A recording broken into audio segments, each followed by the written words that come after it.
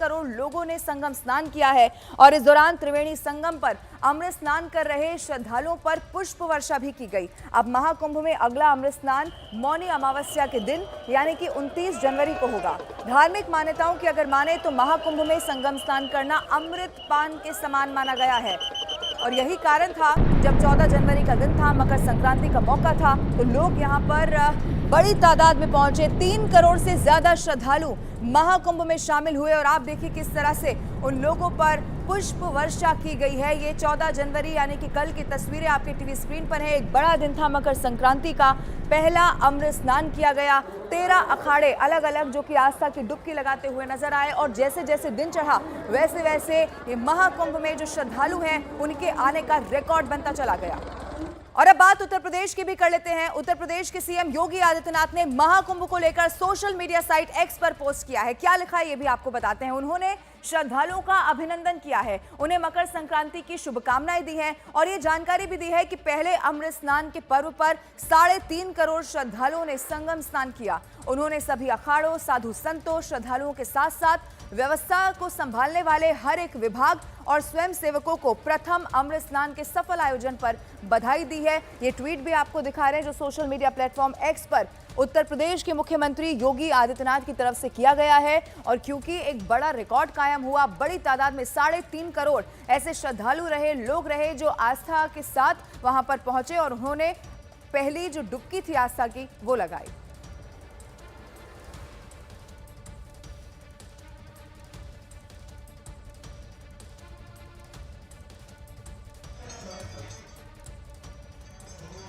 अब अलग अलग 3 तस्वीरें आपकी टीवी स्क्रीन पर महाकुंभ से जुड़ी हुई हम आपको दिखाने जा रहे हैं। त्रिवेणी संगम आरती की ये तस्वीर आप देख लीजिए और इसमें आपको दिखाई देगी वो मनमोहक तस्वीर जिसमें श्रद्धालु जो पूरी आस्था के साथ वहां पर पहुंचे हुए हैं, नाचते गाते झूमते हुए वो आपको नजर आएंगे।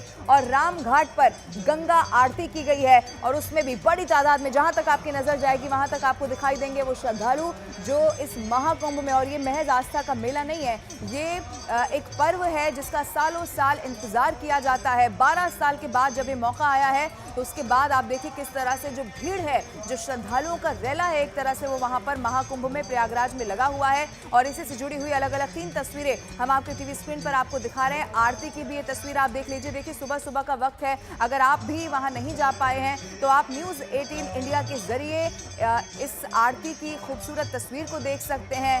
ये तस्वीरें आपके टीवी स्क्रीन पर इस वक्त हम आपको दिखा रहे हैं और ये इसीलिए भी जरूरी है क्योंकि आप देखिए इसको लेकर जो भव्य तैयारियां हैं वो भी की गई थी। इस बात को सुनिश्चित किया गया कि हर एक भक्त, हर एक श्रद्धालु जो वहां पर पहुंच रहा है उसकी सुविधा का खास तौर पर हर तरह से ख्याल रखा जाए और जिस भक्ति भाव के साथ वो पहुंच रहा है, चाहे वो स्नान करने को लेकर हो या वो अलग अलग जगह दर्शन करने को लेकर हो, प्रशासन ने भी एक जो व्यवस्था है उसको सुनिश्चित किया। और ये तस्वीरें आपके टीवी स्क्रीन पर हैं। आरती यहाँ पर की जा रही है और बड़ी तादाद में श्रद्धालु उसी भक्ति भाव के साथ यहाँ शामिल होते हुए।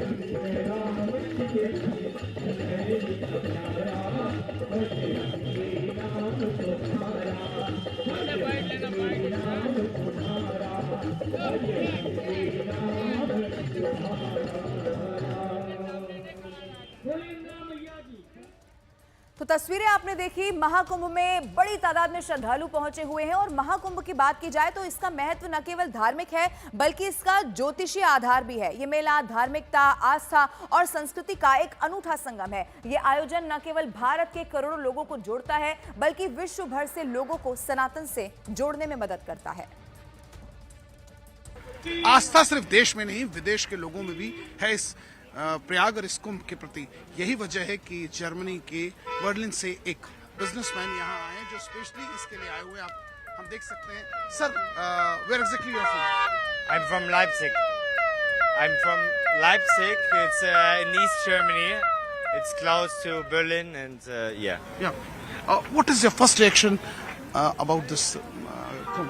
Yeah, it's very special. So many people are coming together to celebrate this spiritual festival, and for me, it's unbelievable that so many people come to this place. Yeah. Is it your first trip to India or first trip to the Sangam? It's my first trip to Sangam, but not my first trip to India. So it's my third time actually in India, and it's the cultural diversity is so amazing. That's why I'm back in India. Have you taken a holy dip in the Triveni? Yes, 2 times. 2 times. Yes. One Yes. yesterday and today itself. Exactly. What was in your mind when you were taking the dip? Yeah, it was something special. You know, you think you get rid of all your bad things. Maybe you did, not on purpose, but you feel a little bit more Positive. light and Positive. Yeah, positive. What is that you want to tell the people who are abroad about this Mahakumbh? Are you happy with this arrangements and all this, what I've seen in here? Yeah, it's very well organized. So I think the Western people should come to the Kumbh to get a little bit more spirituality in themselves and to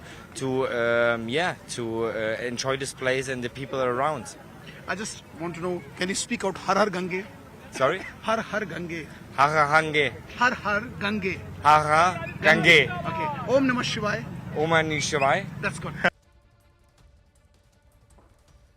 वहीं महाकुंभ में अभी भी संतों का आगमन लगातार हो रहा है और ऐसे ही एक संत हरिद्वार से प्रयागराज महाकुंभ में अमृत स्नान करने पहुंच गए। उनकी सवारी के पीछे पोस्टर लगा हुआ था और इसी पर लिखा था बटोगे तो कटोगे। ये एक चुनावी नारा है। उत्तर प्रदेश के मुख्यमंत्री योगी आदित्यनाथ ने इसे दिया था और हरियाणा के चुनाव और साथ ही महाराष्ट्र के चुनाव में ये नारा बहुत प्रचलित रहा। अब वही नारा महाकुंभ में भी दिखाई देने लगा है। हरिद्वार के प्राचीन अवधूत मंडल आश्रम से आए महामंडलेश्वर रूपेंद्र प्रकाश जी महाराज की सवारी पर, जिस पर हिंदुओं के धर्मांतरण पर भी एक लाइन लिखी है कि एक हिंदू का धर्मांतरण एक हिंदू का कम होना नहीं बल्कि एक शत्रु का बढ़ना है। वहीं महाकुंभ को लगातार हो रही इसको लेकर बयानबाजी के बीच धार्मिक गुरु स्वामी दीपांकर ने ऐसे लोगों पर हमला बोल दिया जो महाकुंभ के आयोजन के समय जातीय जनगणना की बात कर रहे हैं। पहले के कुंभ में कितने लोग जाते थे, आज के कुंभ में कितने लोग जा रहे हैं, ये इस बात का स्पष्ट संकेत है कि सनातन संगठित भी हो रहा है, एक भी हो रहा है। इसीलिए ये हिंदू एकता का, आस्था का महाकुंभ है और ये वो कुंभ है जो इतिहास रचेगा, नैरेटिव सेट करेगा कि हाँ, अब हिंदू जातियों में तो नहीं बटेगा, हिंदू एक था, एक है और एक रहेगा। और दिल्ली से अगली बड़ी खबर आपको बता देते हैं। दिल्ली के स्कूलों में पिछले दिनों धमकी भरे ईमेल्स को लेकर दिल्ली की सियासत अब गर्म हो चुकी है। दिल्ली पुलिस के खुलासे को लेकर भारतीय जनता पार्टी ने आम आदमी पार्टी पर गंभीर आरोप लगा दिए हैं। बीजेपी ने आम आदमी पार्टी से सवाल पूछा कि पुलिस जिस एनजीओ का जिक्र इस मामले में कर रही है, उस एनजीओ से आम आदमी पार्टी का क्या संबंध है। और भारतीय जनता पार्टी ने आम आदमी पार्टी पर इस मामले को लेकर जबरदस्त हमला बोलते हुए बकायदा एक पोस्टर जारी कर दिया है। सोशल मीडिया पर शेयर किए गए इस पोस्टर में भारतीय जनता पार्टी ने लिखा है कि हर देश विरोधी के साथ आम आदमी पार्टी है। बीजेपी ने प्रेस कॉन्फ्रेंस कर बकायदा इस पूरे मुद्दे पर आम आदमी पार्टी को लेकर क्या कुछ कहा है वो भी अब आपको दिखाते हैं।